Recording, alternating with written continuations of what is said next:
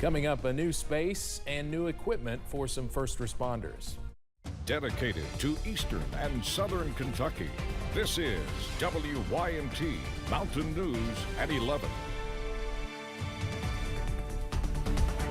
Good evening, I'm Steve Hensley. Two departments in Johnson County are in a new and improved space.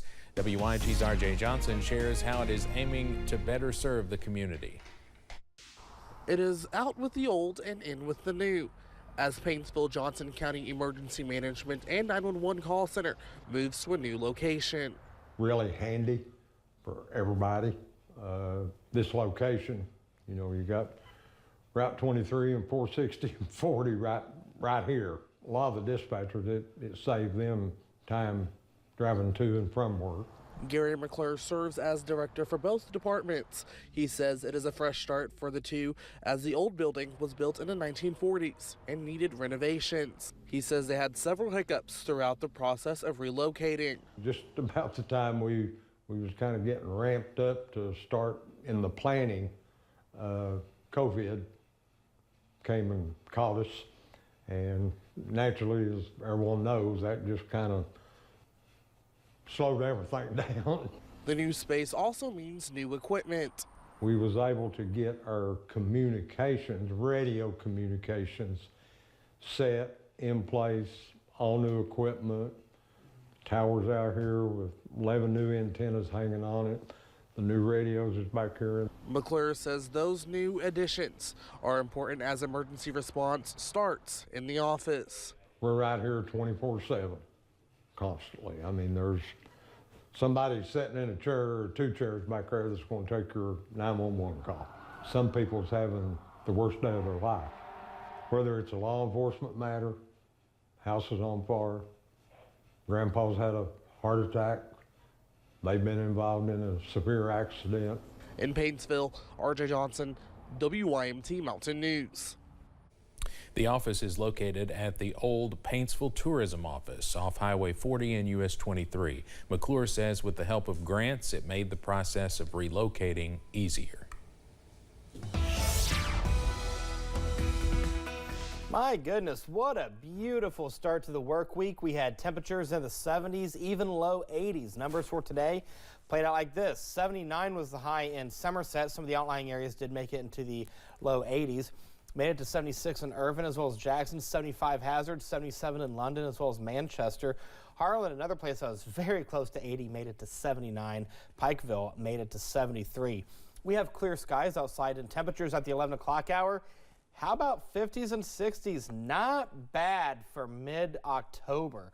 Mid-40s towards Clintwood, 45 in Grundy, 60 in Pikeville, 10 cooler in Hazard, 60 in Jackson, 52 in Somerset. All is quiet on live pinpoint Doppler radar. We are seeing some ground clutter being picked up, but high pressure is in control. We'll see clear skies throughout the overnight hours, plenty of sunshine. For your Tuesday, when you wake up in the morning, temperatures in the 40s and 50s will greet you. Now, I've got a rain chance, and we have cooler temperatures in the forecast. Details on the first alert forecast in a few minutes. Steve.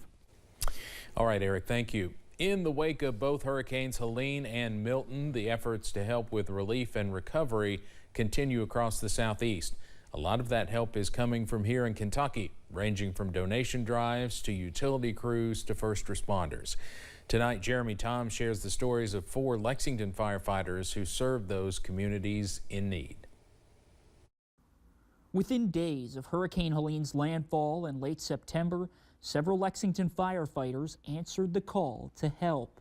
District Chief Chris Warren worked with an incident management team to coordinate the response in Haywood County, North Carolina. A small community like that struggles in the beginning to get enough resources in to make effective rescues and recoveries. He would be the 1,000-foot view going over and saying, hey, we need somebody here to go check this area out. We would get there and say, this is what needs to happen to make it happen. While 3 other firefighters, Captain Nick Bodkin, Kelly Harris, and Jordan Brown, helped execute those search operations. We all 3 deployed as members of Ohio Task Force 1, which is based out of Dayton, Ohio. It's an urban search and rescue group. District Chief Warren has been on missions like this before, going back to Hurricane Katrina. But for others, this deployment was a first of its kind. It's sobering, to say the least, to see the amount of devastation that was caused. Bodkin, Brown, and Harris spent 3 weeks going from Florida to North Carolina for Helene response, then went back to Florida to help in the wake of Milton. 21 days is a long time to be away from the family, but when you come back, your family understands. It's a rewarding experience amid difficult circumstances. This was Eastern Kentucky times 5. Warren notes that even with all they accomplished, these communities will still need help for a long time to come. Keep donating, keep sending. If anything else, send money to a reputable organization that you know the money's going to be used in the right way. In Lexington, Jeremy Toms, WKYT. New Frontier Outfitters in Moorhead is also sending help for those impacted by Hurricane Helene. They are donating $100,000 worth of clothing to go to the hardest hit areas. They say the trucks will head out this weekend to a distribution center in North Carolina. New Frontier is also selling t-shirts, sweatshirts, and other items to help these efforts.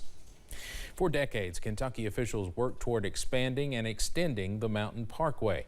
Governor Beshear recently announced $116.3 million in federal infrastructure funding will help make the new 13-mile stretch from Magoffin to Floyd counties happen sooner. State Senator Brandon Smith represents Magoffin County and says the project will not only increase safety, but job opportunities. You drive from here in any direction, and where you used to see a lot of big highway contractors that would have their equipment and their men and personnel out there working, the fuel trucks, the water trucks and stuff, they're parked right now. And so that's not a good sign to me. Smith says the concept of the Mountain Parkway expansion spans beyond his own lifetime, and he is excited to see it through. The Tech Center in Martin County is expanding with the help of a more than $3 million AMLR grant. The technical school received a grant for $3.1 million at the SOAR Summit Friday, which will go toward building a new campus at the Magoffin County Industrial Park.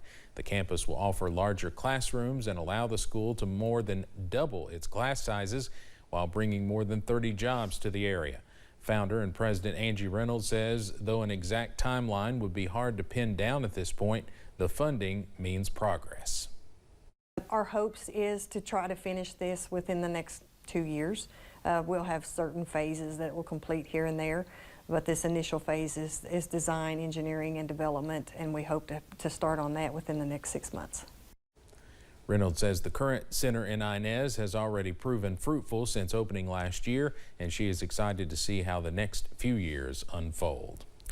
Communities throughout the country have been devastated by the opioid epidemic. Several organizations in Laurel County gathered together tonight to share different resources to combat the issue. WYMT's Austin Hicks takes us to the Embrace Hope event in London.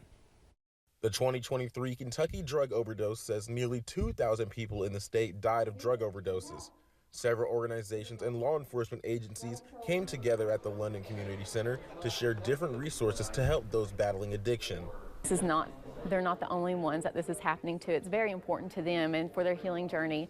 So we want to provide them an opportunity to come out tonight and to hear about what's actually happening with law enforcement on their side, get an educational session, get to learn about Narcan and the opportunities with that available and its availability here in our own county. The event also gave agencies the opportunity to dispel any assumptions about what they want to accomplish when dealing with drug-related issues. We want to break up the misconception that we're just out here to arrest people. That's not what it's about. We want to bring resources so they can live a better, healthier lifestyle and so that they can be with their family without anything going on with them so that they can live happy and healthy and not have to worry about this. Folks from organizations such as Operation Unite were on hand to answer any questions. Have Narcan available tonight, also a training to provide them how to use Narcan. So that's another resource available tonight. But these community partners are here to share the resources available and to provide help and show hope for our community members. The 2023 Kentucky Overdose Report showed that overdoses were down 10%, but Officer Daugherty said there is still more work to do. It's something that we're always going to have to fight, and we're not saying that by any means we're quitting. You know, it's something that we will not give up on. And if we can save one life, we're doing our job, but we hope to save many more. This was the first Embrace Hope event, and county officials hope it will grow in the future. In London, Austin Hicks, WYMT Mountain News. During the event, folks who lost their battle with addiction were honored. Coming up on Mountain News at 11, about 2 weeks left until Election Day, and the candidates have packed their schedules. And in the world of weather, a little bit of everything. Unseasonably warm temperatures, unseasonably cool temperatures, sun, rain, so on and so forth. Details in a few minutes.